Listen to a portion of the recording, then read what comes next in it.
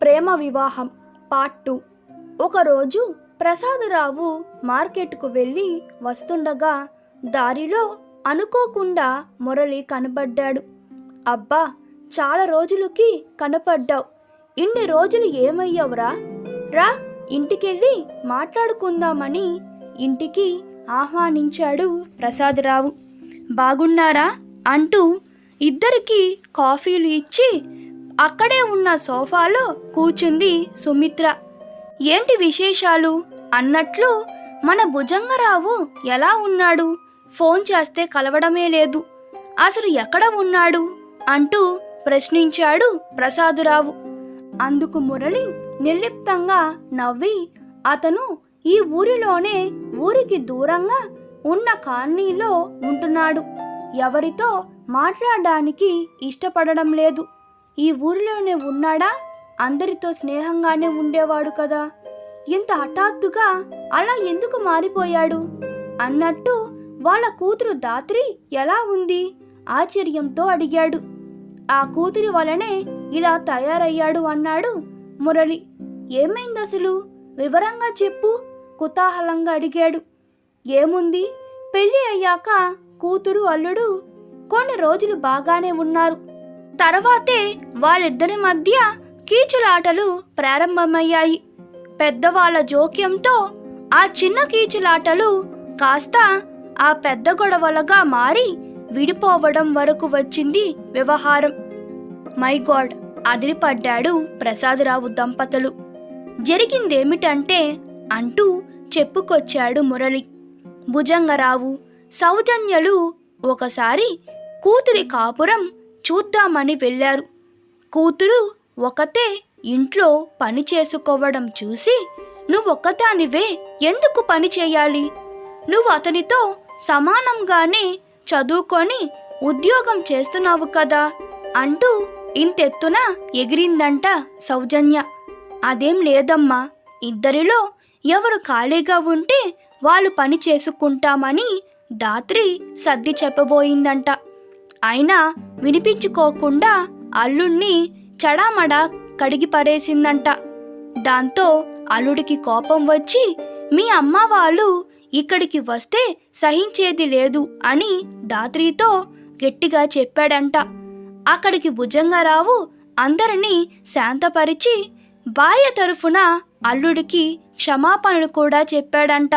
ఇదిలా ఉండగా ఇంకొకసారి దాత్రి అత్తామామలు వెళ్ళినప్పుడు కొడుకు వంట చేయడం చూసి, ఏంటిరా ఆడంగి వెధవలాగా ఈ పనులు నువ్వు చేస్తున్నావు? ఆ మహారాణి గారు పని చెయ్యదా? అయినా ఆడపిల్లని మరి ఎంత గారాబంగా పెంచితే సంసారం ఏం చేస్తుంది అంటూ కోడల్ని వీపురాలని నోటికి వచ్చినట్టు అనేసిందంట. అత్తగారు తన తల్లిని అంత మాట అనేసరికి, మీ అమ్మ ఈ ఇంట్లో ఉంటే నేను ఉండను అంటూ పంతం పట్టింది దాత్రి. ఎలాగో తల్లిని భార్యను శాంతపరిచాడంట ఆ అబ్బాయి. ఆ తర్వాత వాళ్ళు కొడుకు ఇంట్లో అడుగు పెట్టలేదు. ఈ వ్యవహారాలతో ఇద్దరి మధ్య ఎప్పుడు గొడవలే.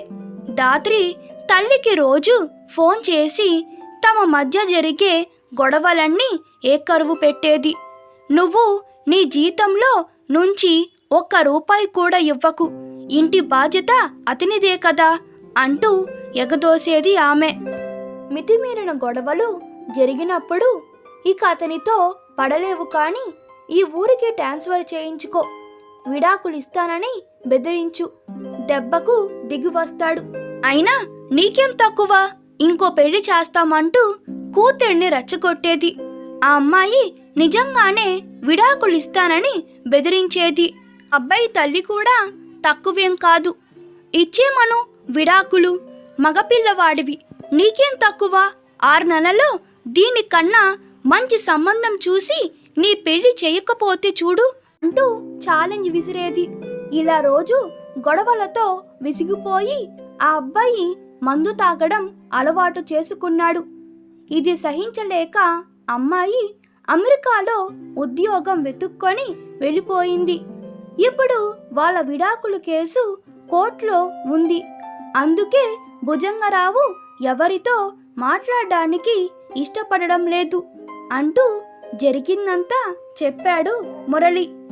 నోట మాట రానట్టు శిలా విగ్రహాల్లా ఉండిపోయారు ప్రసాదరావు సుమిత్రలు. అయ్యో, ఒకతే కూతురని ఎంత వైభవంగా పెళ్లి చేశాడు అన్నాడు ప్రసాదరావు. అవునురా, పెళ్లి పెటాకులయ్యింది, అప్పు మాత్రం మిగిలింది వాపోయాడు మురళి.